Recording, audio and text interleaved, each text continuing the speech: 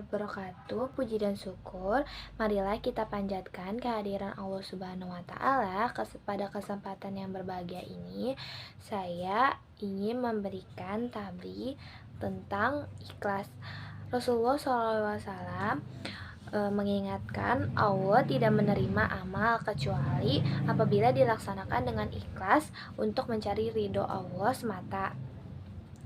Walaupun keringat dingin bertetesan, segenap tenaga habis, pikiran terkuras, kalau tidak ikhlas sebesar apapun amalan kita, semuanya pasti sia-sia di mata Allah Subhanahu wa taala.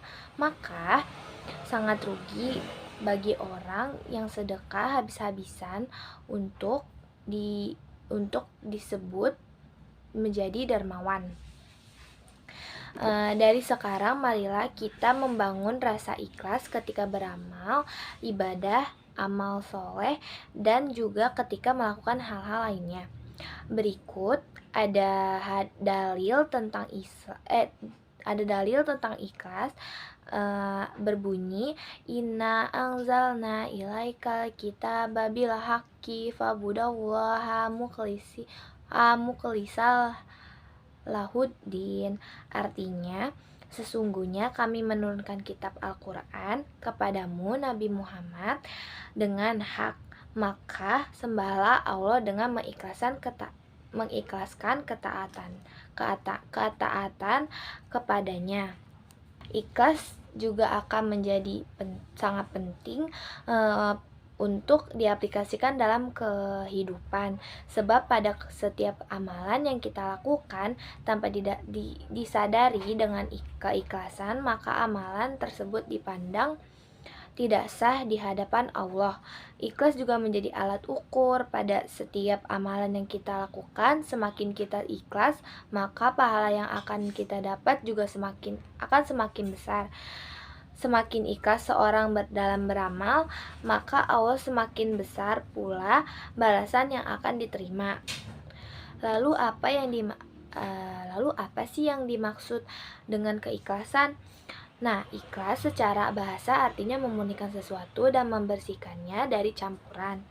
Secara istilah ada beberapa arti diantaranya, yaitu yang ke-1, ikhlas adalah mencuci niat dari seluruh noda dalam mendekatkan diri kepada Allah Subhanahu wa taala. Noda di sini misalnya mencari perhatian makhluk dan pujian mereka. Yang kedua, ikhlas adalah pengesahan Allah Subhanahu wa taala dalam niat dan ketaatannya.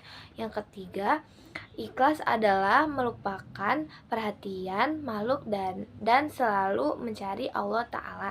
Yang keempat, ikhlas adalah seorang berniat mendekatkan diri kepada Allah dalam ibadahnya. Yang kelima,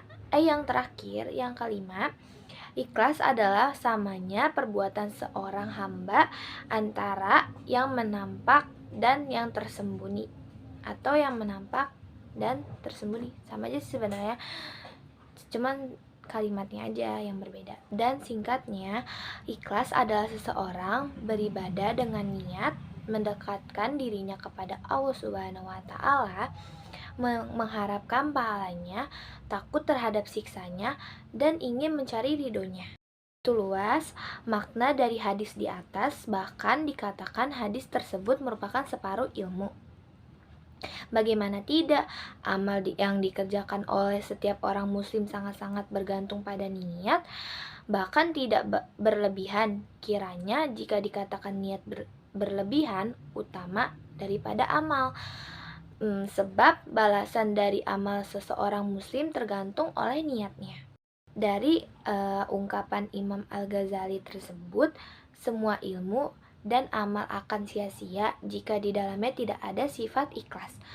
Ilmu dan amal itu tidak dapat dibanggakan, bagaimana mau dibanggakan? Sedangkan yang ikhlas saja masih dalam khawatir yang besar. Ikhlas justru sebaliknya, di mana baru akan terlihat setelah terjadinya suatu amal. Orang yang ikhlas dalam beramal adalah mereka yang merasa seakan-akan tidak melakukan amal itu.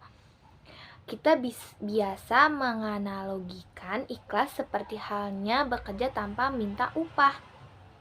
Saking tingginya amal ini, ibadah yang mengharapkan surga belum terhitung ikhlas, sebab masih mengharapkan upah dari Allah Subhanahu wa Ta'ala. Akan tetapi, tingkatan ini sudah sangat tinggi, tidak untuk orang awam seperti saya dan Anda. Kita ini tingkatnya masih rendah, tapi bukan berarti beramal karena mengharap surga dan takut neraka itu tidak baik. Menurut Imam Al-Ghazali, menurut Imam Al-Ghazali, beramal karena mengharapkan surga itu hukumnya sah dan bagus serta berfaedah untuk diterima suatu amalan. Lalu bagaimana sih cara agar bisa beribadah dengan ikhlas? Cara agar kita dapat mencapai rasa ikhlas adalah dengan mengosongkan pikiran di saat kita sedang beribadah kepada Allah Subhanahu wa Ta'ala. Kita hanya perlu memikirkan Allah, sholat untuk Allah, zikir untuk Allah, semua amalan yang kita lakukan hanya untuk Allah. Lupakan semua urusan duniawi, kita hanya tertuju kepada Allah. Jangan munculkan rasa ria atau sombong di dalam diri kita, karena kita tidak berdaya di hadapan Allah Subhanahu wa Ta'ala. Serasakan Allah berada di hadapan kita dan sedang menyaksikan kita.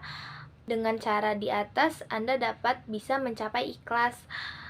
Dan jangan lupa berdoa dan memohon kepada Allah Subhanahu wa Ta'ala agar kita dapat beribadah secara ikhlas untuknya. Demikian tablik saya pada kali ini. Semoga teman-teman bisa mengambil makna dari tablik ini dan mengimplementasikan di dunia nyata. Wassalamualaikum warahmatullahi wabarakatuh.